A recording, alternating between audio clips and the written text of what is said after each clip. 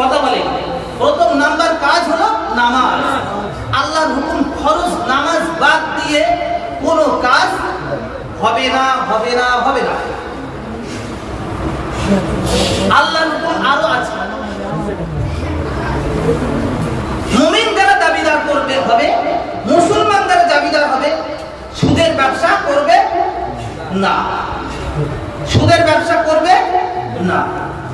কারণ যারা সুদ দেয় এবং নেয় আল্লাহ রাসূলের সাথে জিহাদ করছে, যুদ্ধ করছে, সে মুসলমান, আল্লাহর সাথে সে যুদ্ধ করেছিল। নমরুদ আল্লাহ কি মেরেছিল? নাউজুবিল্লাহ, তীর মেরেছে, আল্লাহ মেরে দেবে। আর নবীর উম্মত, তুমি নবীর উম্মত দাবি করো, লজ্জা লাগে না যে নবীর সাথে আল্লাহ বলছে যে সুদ দেয় নাই হিসাব লেখে বলে তুমি সুদ নিচ্ছ, দিচ্ছ, সুদের ব্যবসা করছো, তোমার লজ্জা লাগে না একটু? নবীর উম্মত দাবি করছো, নবীর সাথে যুদ্ধ ঘোষণা করছো, নবীর বুকে আঘাত করছো, নবীকে কষ্ট দিচ্ছ, লজ্জা লাগে না একটু? তৃতীয় নম্বর, মুমিন যারা দাবিদার হবে, মুসলমান যারা দাবিদার হবে, আল্লাহর বান্দা যারা প্রকৃত মুমিন বান্দা দাবিদার হবে, তাদের তৃতীয় নম্বর কাজ হলো বাপ মার সাথে খারাপ ব্যবহার করতে পারবে না। বাপ মার সাথে খারাপ ব্যবহার করতে পারবে না। তুমি এমন পুরুষ হয়েছো, এমন স্বামী হয়েছে, অবশ্যই স্ত্রী তোমার হকদার, তুমি তাকে প্রহার করো না, তাকে বোঝাও। তুমি তার দাস হয়ে গোলাম হয়ে বাপ মার কি ছুড়ে মারছো? বাপ মার অবাধ্য গোলাম। মুমিন যারা, মুসলমান যারা দাবিদার হবে, তারা বাপ মার সাথে খারাপ ব্যবহার করতে পারবে না। মুসলমান যারা দাবিদার হবে, তারা ছোটদের স্নেহ করা থেকে বিরত থাকবে না।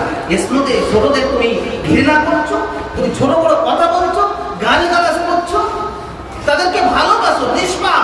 আজকে পৃথিবীর জমিনটা এখনো পর্যন্ত আমরা সুরক্ষিত আছি শুধুমাত্র সদ্যজাত শিশুদের কারণে, নিষ্পাপ বাচ্চাদের কারণে।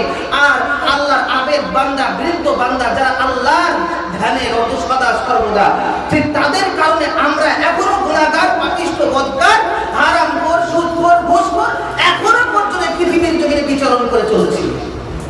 তুমি সেই ছোট শিশু বাচ্চাদের সাথে খারাপ ব্যবহার করছো। মুমিন যারা দাবিদার হবে, মুসলমান যারা দাবিদার হবে, তারা ছোট বাচ্চা শিশুদের সাথে খারাপ ব্যবহার করতে পারবে। আল্লাহর নবীর উম্মত, বিশ্ব নবীর উম্মত যারা দাবিদার হয়, দাবিদার করে, তাদের আদর্শ হওয়া একটু উচিত হয়ে যায়। নবী পাক সাল্লাল্লাহু আলাইহি সাল্লাম বলেছেন, বড় সে আদর্শ, ছোট সে প্যার जो नहीं करे आपसे हमसे वो हमसे नहीं। নবী পাক সাল্লাল্লাহু আলাইহি সাল্লাম বলেছেন, যারা বড়দের সম্মান করে না, ছোটদের স্নেহ করে না, ভালোবাসে না, মহব্বত করে না, আমি রাসূলুল্লাহ সাল্লাল্লাহু আলাইহি সাল্লাম বললাম সে আমার উম্মত নয়, সে আমার উম্মত নয়। মুসলমান যারা হবে, নবীর আদর্শ কোথায়? আজকে বড়দের কোনো সম্মান নেই, ছোটদের কোনো স্নেহ নেই। বলেন তো, সন্তানের কাছে বাপ মার থেকে বড় আর কেউ? আমরা সন্তান বাপ মার সম্মান, এমন সন্তান হয়েছি, একটু খেয়াল করুন, 10 বছর 20 বছর ছোট থেকে রাতের পর রাত, রাতের পর রাত, রাতের পর রাত আমরা দেখেছি আমরা আমাদের সন্তানকে লালন পালন করি। ছোট্ট ছোট্ট যখন আমরা ছিলাম, ভূমিষ্ঠ হয়েছি, ঘুমিয়েছে মা, একটু ঘুমিয়েছে, স্তনপান করাতে করাতে, আমরা ছোট ছিলাম, স্তনপান করাতে করাতে ঘুমাচ্ছে, শীতের সময় প্রস্রাব করে দিয়েছি, মা নিজে ভেতরে জায়গায় শুয়ে আমাদেরকে শুকনো জায়গায় শুয়েছিল, শোয়াইতো, রাখতো, এবং মা আমাদেরকে রেখে দিত। যখন এইরকম ভাবে আমাদেরকে লালন পালন করতে, সময় সঙ্গে করতে করতে করতে করতে আমরা অনেক বড় হয়ে গিয়েছি। যখন আমাদের জ্ঞান বুদ্ধি হয়েছে, আমরা এবার কি করলাম? সন্তান দেখেন, কোন সন্তান তার পিতামাতার সাথে খারাপ ব্যবহার করতে পারবে না, কারণ সে তার বড়। পিতামাতা তার সন্তানের কাছে অনেক বড়, অনেক বড়, অনেক মর্যাদা।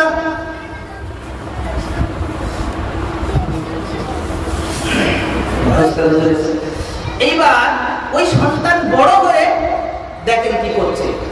15 বছর বয়স হলো, একটা সন্তান মানুষ করলো, মেয়েটা কত কষ্ট করে জামা কাপড়, পোশাক আশাক সব দিয়ে লালন পালন করলো, বাপ মা কিছু জানে না, ওই সন্তান একজনের সাথে চলে গেল। বাপ মা খুশি হবে? বলেন তো, বাপ মা খুশি হবে? তোমার কাছে পিতামাতা হলো সম্মান বড়, যা দেখে দেবে পিতামাতা সেটাই তুমি পছন্দ করে থাকো, আল্লাহ খুশি হয়ে যাবে। কাজে তোমার কষ্ট হলে কষ্ট স্বীকার করো, আল্লাহ জান্নাত পেয়ে যাবে। আর তুমি নিজে সিদ্ধান্ত করে যে অন্যের হাত ধরে চলে যাও, আল্লাহর গজব তোমার উপরে হয়ে যাবে। আল্লাহর গজব তোমার উপরে হয়ে যাবে। এমন সন্তান দেখেন কত কষ্ট করে লালন পালন করেছে, যেই দুটো পয়সা হয়েছে ব্যাস, যেই দুটো পয়সা হয়েছে আর বাপ মা নেই, ছাড় আলাদা। বাপ মা কোনোদিন সন্তানের থেকে আলাদা হয়? সে কি সন্তান? আমার ভাই আলাদা করতে চাই, তাতে কি আছে? আমি আমার বাপ মা, আমি যদি শুরু খাই আমি নিয়ে যাবো, ভাই ভাই চলা করতে তাতে কি আছে? তোমার তুমি আমার কাছে বাবা, তুমি আমার কাছে।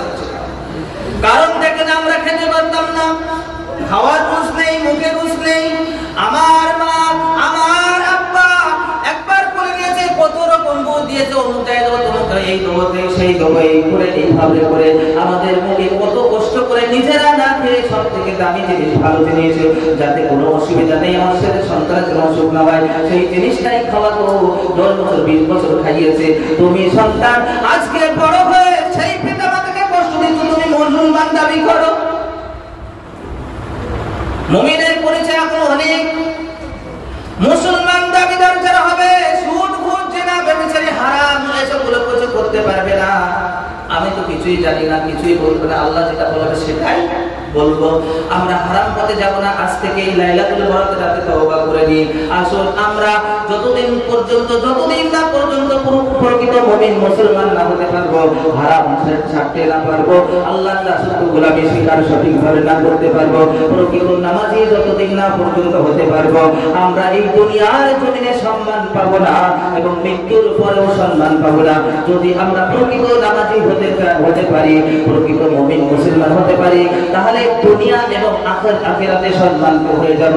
দেখেন যারা মুমিন হয়ে যায়, তাদের এত খুশবু, এত গ্যাস, এত পরিচিত। একটু খেয়াল করুন, যদি জঙ্গলের ভিতরে থাকে, প্রফেসর রহমাতুল্লাহ আলাইহি সাধারণ মানুষ ছিল, কিন্তু তারপরও তার এত খ্যাতনামা মানুষ তার দরবারে ছুটে যায়। কারণ হলো আল্লাহকে আল্লাহ বলে স্বীকার করে নিয়েছে, ব্যবসা করেছে আল্লাহর ভয় রেখেছে, খাওয়া দাওয়া করেছে আল্লাহর ভয় রেখেছে, একটা কদম ফেলেছে দ্বিতীয় কদম ফেলবে আল্লাহর ভয় রেখেছে, মানুষের সাথে কথা বলেছে আল্লাহর ভয় রেখেছে, ভালো মন্দ বাবার সাথে কথা বলেছে, মাথা নিচু করে কথা বলেছে, বড়দের সাথে যখন কথা বলেছে আদবের সাথে কথা বলেছে, ছোটদের যখন দেখেছে ভালোবেসেছে, ছোটদের সাথে আপোষ করেনি, হারামের সাথে কোনো সম্পর্ক ছিল না। এই না থাকার কারণে আল্লাহ এমন সম্মান দিয়েছে, ভাববেন না যে আমরা হতে পারবো না। কিন্তু না, আমার বিশ্বনবী মুহাম্মদ রাসূলুল্লাহ সাল্লাল্লাহু আলাইহি ওয়াসাল্লাম মিরাজে গিয়েছিলেন, যেগুলো এনেছিলেন কিছুই নিয়ে যাননি, সবই উম্মতের মাঝে বন্টন করে দিয়েছেন। সেই উম্মত যখনই নিতে পারবে, সে তখনই ওই রকম খ্যাতনামা হয়ে যাবে, আল্লাহর প্রিয় হয়ে যাবে।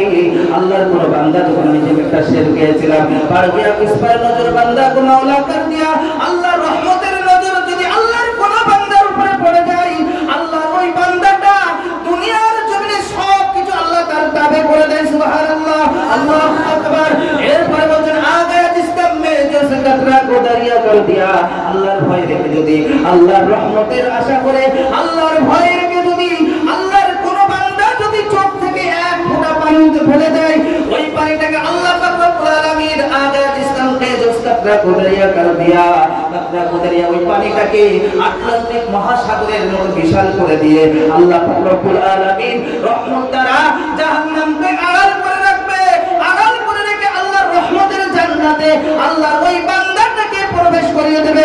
শুধু তাই নয়, ওই রহমতের পানিটা চোখ থেকে আল্লাহর মুমিন বান্দার পড়ার কারণে আল্লাহ পাক রব্বুল আলামিন ওই আশপাশ ওই মুমিন বান্দাটা যে এলাকায় বসবাস করে, যে এলাকায় থাকবে, ওই এলাকার সমস্ত মানুষদিগকে আল্লাহ পাক রব্বুল আলামিন রহমত দ্বারা বেষ্টন করে রাখবে।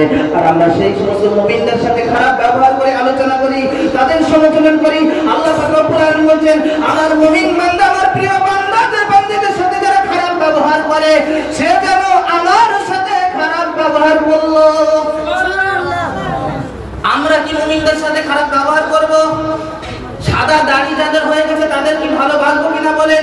সে পাপিষ্ট হলো আল্লাহর বান্দা, তাদেরকে যখনই দেখছো এই খেয়াল করবো নবীর আদর্শ যদি রাখি, না না আমার আল্লাহর বান্দা অনেকদিন দুনিয়ার জমিনে এসেছে, অনেক নেকি কামাই করেছে, আর ছোটদের যখন দেখবো না না আল্লাহর বান্দি আল্লাহর বান্দা ছোট্ট মাসুম নিষ্পাপ অল্পদিন দুনিয়ায় আছে, এর গুনাহ কম নেকি বেশি, এর গুনাহ কম এর গুনাহ কম, একে শ্রদ্ধা করতে গেলে ভালোবাসতে হবে।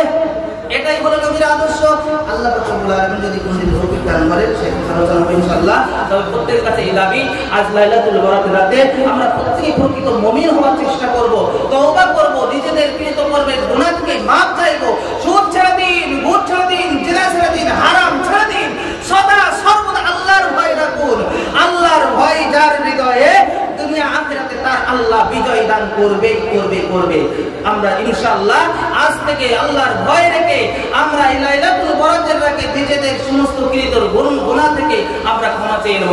আল্লাহর কাছে প্রার্থনা করি আল্লাহ পাক রব্বুল আলামিন আমাদের তাকদীরের সমস্ত খারাপিটা যেন এই রাতে আল্লাহ পাক রব্বুল আলামিন বদলা ভালাই দান করেন এবং তাকদীরে যেন হেদায়েত লিখে দেন, নামাজি প্রকৃত মুমিন মুসলমানদের দলভুক্ত আমাদের করে দেন। আল্লাহুম্মা আমিন। ওয়া আখিরু দাওয়ানা আলহামদুলিল্লাহি আলামিন। দর্শক আল্লাহুম্মা